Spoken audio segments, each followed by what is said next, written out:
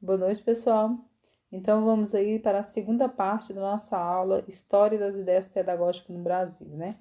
Ele é baseado nesse livro História das Ideias Pedagógicas no Brasil, do Saviani, e a gente vai ficar com agora, a primeira aula ela foi concentrada no primeiro e no segundo período, e essa aula agora, essa segunda parte, ela é concentrada no terceiro e quarto período.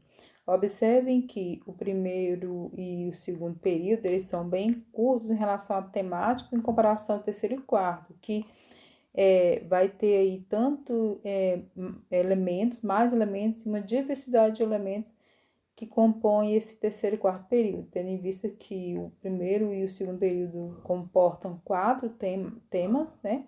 E o terceiro e quarto comportam aí ao todo 6 temas, né? Então, vamos aí nesse terceiro período que ele vai de 1932 a 1969 e o quarto período que vai de 1969 a 2001. É a pedagogia tradicional e a pedagogia nova nesse terceiro período e no quarto período, concepção pedagógica produtivista. Na aula passada a gente passou aqui o primeiro e o segundo período, né? Já foi abordado na aula anterior. E vamos agora para o terceiro período, que vai de 1932 a 1969, que é a predominância da pedagogia nova, né? Este período ele se divide em 3, né? Que é o equilíbrio entre a pedagogia tradicional e a pedagogia nova, de 32 a 47. O predomínio da influência da pedagogia nova, né? De 47 a 61. E a crise da pedagogia nova e a articulação da pedagogia tecnicista, que vai de 1961 a 1969. Então, esse primeiro período é marcado pelo equilíbrio, né, entre a pedagogia tradicional e a pedagogia nova, né? E nós temos aí o Fordismo influenciando a produção tecnológica, as fábricas, influenciando toda a produção do trabalhador e por si e assim essa produção industrial ela influenciando também a educação, a gente numa concepção de formação dos alunos a partir de um padrão, né? O keynesianismo, que é o Estado como defende o Estado como um interventor da educação, né? A industrialização e a urbanização possibilitaram a criação e o desenvolvimento de um movimento para a formulação da educação. De outro lado, a Igreja Católica procurou recuperar sua hegemonia, travando assim uma batalha pedagógica, né? Então, todo esse período ele foi marcado essas influências, né? Que sofreu também a influência de da industrialização e uma tentativa de recuperação da igreja, né? Marcado também pelo equilíbrio entre a pedagogia tradicional e a pedagogia nova, né? A pedagogia tradicional tem uma visão centrada no educador, né? Professor como centro adulto, né? Intelectual, né? Que ele é centrada nesse professor, então uma concepção de uma boa educação parte do tipo de professor que se tem centrado nele e não no aluno ou no método, mas sim no aluno, né? Distingue-se no interior dessa concepção duas vertentes, a religiosa e a leiga, dentro da mesma vertente. Temos aí o Manifesto dos Pioneiros, em 1932, iniciando aí um equilíbrio entre a pedagogia tradicional e a pedagogia nova. Nesse documento, né, o Manifesto dos Pioneiros, defendia-se a universalização da escola pública, né? Então, é uma escola pública para todos, né? Para todos. Ela laica, desvinculada totalmente da igreja e gratuita. A escola de educação integral é a principal proposta do manifesto, né? Então, Nós temos aí o Anísio Teixeira como um grande nome desse manifesto, um grande período, nesse período, né, que é marcado por esse equilíbrio. Nesse momento, nesse período, cria-se o Ministério da Educação e da Saúde Pública, né? Que é interessante como que o Ministério da Saúde surge junto com o da Saúde, junto com a Educação, em 1930. A criação também do Conselho Nacional de Educação, né? O desenvolvimento de um conselho. A organização do ensino superior no Brasil, um regime universitário, né, que começa a se aparecer e dar ênfase a esse regime universitário, a organização do ensino secundário e o restabelecimento do ensino religioso nas escolas. Então, nesse período, há-se o ensino religioso, ele surge na escola como uma disciplina. A Constituição de 1937, né, que instala o Estado Novo, influenciando o ensino técnico como primeiro né, dever do Estado, e é uma cooperação entre os indivíduos e o governo. O predomínio da influência da pedagogia nova, né, de 1947 a 1961. A pedagogia nova se ancora numa visão filosófica baseada na existência, na vida, na atividade. Do ponto de vista pedagógico, este se deslocou do intelecto para as vivências, do lógico para o psicológico, dos conteúdos para os métodos, do professor para o aluno, do esforço para o interesse, da disciplina para a espontaneidade, da direção do professor para a iniciativa do aluno, da quantidade para a qualidade. Então, essa pedagogia nova, ela vai redirecionando muitas posições, né? Então, o desenvolvimento de, por exemplo, uma pedagogia que era centrada no professor e passa a ser centrada no aluno. E não é só uma questão de esforçar, mas de ter um interesse, né? E esse interesse é valorizado pela criatividade, pela espontaneidade, né? Então, essa iniciativa do aluno é muito valorizada, passa a ser valorizada, por assim, não vou dizer muito valorizada nesse sentido ainda, mas há um deslocamento de olhares que tradicionalmente estava vinculado, por exemplo, ao professor, que passa para o aluno, então vai se mudando algumas concepções da educação nesse período, né? Então, vale destacar nesse período o manifesto, mais uma vez convocados. Então, nós temos aí, o Saviani vai apresentar 12 pontos muito importantes nesse manifesto. E o manifesto, que aqui tem, eu coloquei 8, o manifesto ao povo e ao governo, né? Ele tem alguns pontos, né, importantes, que é o manifesto ao povo e ao governo, tem os educadores diante do povo e do governo como atuantes, né, em defesa da educação, de uma educação para todos, de qualidade.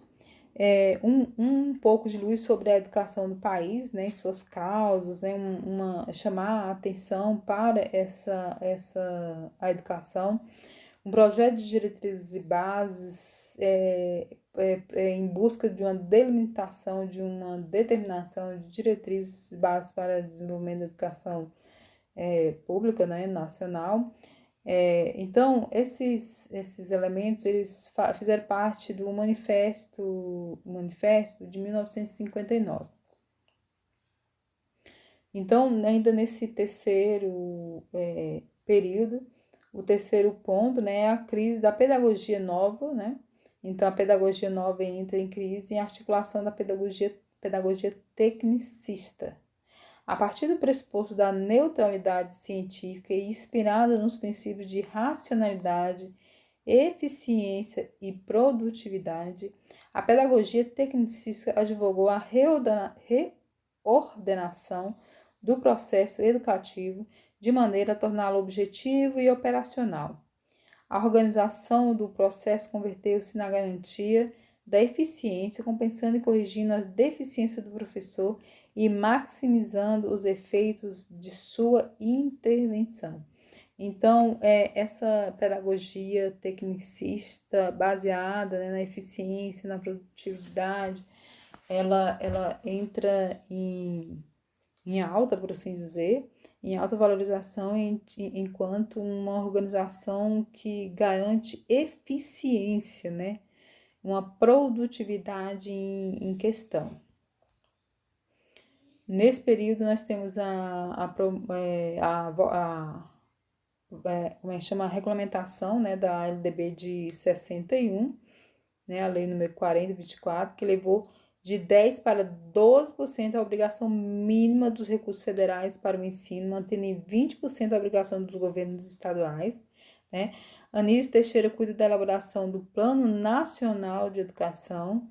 O Plano Nacional de Educação situava a União na posição de prestar assistência ao Estado e ao município. Então, a gente tem um avanço muito grande aí. Mesmo se pensar na educação de um modo organizado, a partir de um plano de elaboração, né? Um plano de desenvolvimento dessa educação nacional, em articulação com os estados e os municípios, numa projeção em busca de uma educação melhor. Então, até hoje nós temos o Plano Nacional de Educação, né, que tem as suas metas, que influencia o Plano Estadual de Educação, que, por sua vez, influencia o Plano Municipal de Educação. Nós temos, vale destacar nesse período, o Paulo Freire com suas ideias, né, para além de um blá blá blá dentro da educação, tentando vencer uma educação mecanicista baseada no verbo, no falar por falar, descontextualizado da realidade do aluno, né? Então, uma matriz pedagógica, um método ativo, né, dialogal, um diálogo em constante com o aluno. Então, não tem um professor como detentor do saber, mas um professor como um descobridor da realidade do aluno, instigador dessa realidade, instigador da participação do aluno como centro do processo de ensino-aprendizagem, né?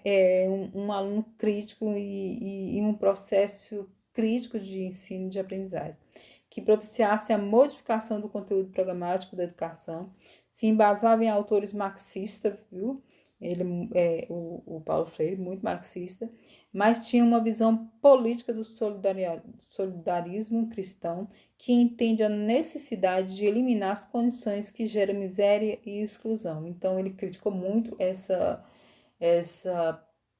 pedagogia que exclui, que expulsa o aluno da sala de aula, uma pedagogia, uma prática pedagógica baseada, centrada num professor que não valoriza o aluno, nem o saber do aluno, que que planeja e pensa na educação a partir da ótica do professor e da ótica do ensino, sempre sem colocar o aluno nesse centro, o aluno e suas diversidades de aprendizado, sua forma de compreender, de pensar a educação, acaba tendo uma valorização, um olhar especial a partir da pedagogia desenvolvida, né, por assim dizer, defendida por Paulo Freire. Então, a gente entra aí agora no quarto período, que ele vai de 1969 a 2001, e a configuração da concepção pedagógica produtivista. Então, este período ele tem inicialmente o predomínio da pedagogia tecnicista, manifestações da concepção analítica de filosofia da educação, em desenvolvimento da visão crítica, né, juntamente com essa visão crítica reprodutivista, os ensaios contra-hegemônicos e o neoprodutivismo. Então, vamos lá. Nesse primeiro período, surgem estudos empenhados em fazer a crítica da educação dominante, pondo em evidência as funções reais da política educacional, que, entretanto, eram acobertadas pelo discurso político-pedagógico oficial. Então, crítico, não é possível compreender a educação senão a partir dos seus condicionantes sociais. Reprodutivista, porque suas análises chegam à conclusão que a função básica da educação é reproduzir as condições sociais vigentes. Então, ela é reprodutivista quando em uma análise você chega à conclusão de que a educação ela simplesmente reproduz o que as desigualdades, as mazelas sociais que tem na sociedade são simplesmente reproduzidas dentro da escola. Entendeu? Então, nesse sentido, a escola ela só segue a lógica excludente da sociedade sem fazer diferença na vida desse aluno. Nesse segundo período, desse segundo tempo, do quarto período, nós temos os ensaios contra-hegemônicos, né? E temos aí nesse contexto a pedagogia da educação popular, pedagogias da prática, pedagogia crítico-social dos conteúdos, pedagogia histórico-crítica, né? Que é a nossa amada PHC. Então, a pedagogia crítico-social dos conteúdos, né? Dá ênfase aos conteúdos confrontando-os com a realidade social, né? Bem como a ênfase nas relações interpessoais e ao crescimento delas, o crescimento que elas resultam, né? Como é que qual o desenvolvimento, quais são os caminhos que seguem, que chegam às relações interpessoais, à realidade social. E sendo a escola parte integrante do todo social, deve servir aos interesses populares, né? Garantindo um bom ensino, preparando o aluno para o mundo, proporcionando-lhe a aquisição de conteúdos concretos e significativos. Começa uma busca de uma relação mais íntima entre a sociedade e os conteúdos aprendizados. Então, tipo assim, alguns questionamentos. Para que serve isso que eu estou aprendendo? Qual a relação disso que eu estou aprendendo para a minha vida, para meu desenvolvimento profissional? Qual o sentido, né? Qual o significado desse conteúdo que eu estou aprendendo, que eu estou aqui aprendendo na sala de aula para a minha vida, né? Pelo meu cotidiano, para a minha vida real, para o desenvolvimento meu desenvolvimento enquanto cidadão, para o meu desenvolvimento enquanto trabalhador, para o meu desenvolvimento enquanto acadêmico, profissional, né? Então, começa a surgir esses questionamentos dessa realidade social vinculada aos conteúdos programados e trabalhados dentro da escola. Nós temos aí essa última parte, o neoprodutivismo e suas variantes, o neoesclavismo, o neoconstrutivismo e o neotecnicismo. O neoprodutivismo teve em base a requalificação dos trabalhadores para que eles pudessem voltar ao mercado de trabalho, né? Nós temos aí o neoesclavonovismo, enfatizando o aprender a aprender, né? Onde o professor passa a ser o auxiliar, mediador do aluno no processo de ensino-aprendizagem, né? Os parâmetros curriculares foram criados com essa concepção de o professor como mediador do conhecimento. Então, o professor não é o detentor do conhecimento, ele media esse conhecimento, dando ênfase ao processo ao aluno como, né, um ator, né, um autor importante nesse processo de ensino e de aprendizagem, né? Os parâmetros curriculares nacionais, eles são criados nesse contexto, surge nesse contexto como uma política, né, de curricular que orienta o trabalho do professor de um modo nacional. O neoconstrutivismo, que retoma o aprender a aprender com a pedagogia da competência, né, com a pedagogia da competência. O objetivo dela é dar subsídio aos indivíduos numa sociedade polivalente. Então, um aluno nessa concepção que se desenvolve com bastante autonomia no desenvolvimento do seu aprendizado, ele como autor do próprio conhecimento, do próprio processo de conhecimento, no desenvolvimento do aprender a aprender, né? O neotecnicismo tem seu foco na formação. Um exemplo disso é a concepção de rotular os professores como prestadores de serviços, os alunos como clientes, a educação como produto, né? Então, nós temos aí um novo tecnicismo que permeia o contexto escolar, como dando ênfase à produção, né, tendo a escola ali como fosse uma grande indústria. E nesse contexto, a LDB, a atual LDB de 96, né, que nós temos até hoje, surge e fechou, né, no âmbito da União, a responsabilidade de avaliar o ensino em todos os níveis, compondo um verdadeiro sistema nacional de avaliação. A organização da universidade especializada por campo de conhecimento, né? Então, as universidades, uma nova organização. O neotecnicismo está presente, se faz presente alimentando-se uma busca de qualidade total na educação, né? Então, essa lógica produtivista, tecnicista da indústria está ali permeando uma nova roupagem, mas permeando esse contexto educacional. Para atingir essas metas quantitativa e qualitativa, a política educacional lança mão de mecanicismo como a divisão do ensino em ciclos, a progressão continuada, as classes de aceleração que permite às crianças e jovens permanecer o maior número de anos na escola, sem o correspondente efeito da aprendizagem efetiva. Inclusão excludente. Essa exclusão excludente é uma inclusão que você permite que esse aluno adentre o prédio escolar, mas o desenvolvimento educacional dele por assim, ele não é garantido, não tem o seu desenvolvimento educacional garantido, então eu incluo para depois excluir, né? Dentro do próprio desenvolvimento do contexto escolar, eu excluo esse aluno a partir da prática, de uma prática de não ensino, de não educação, de não aprendizado.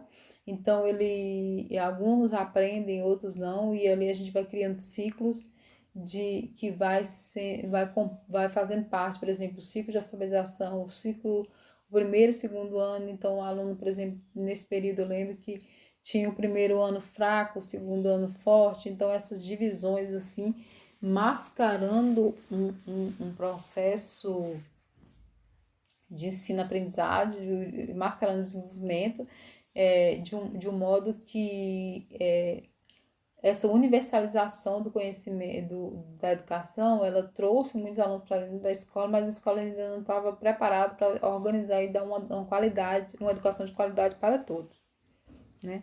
Então, nesse período, evidencia-se um equilíbrio entre a pedagogia tradicional e a pedagogia nova, né?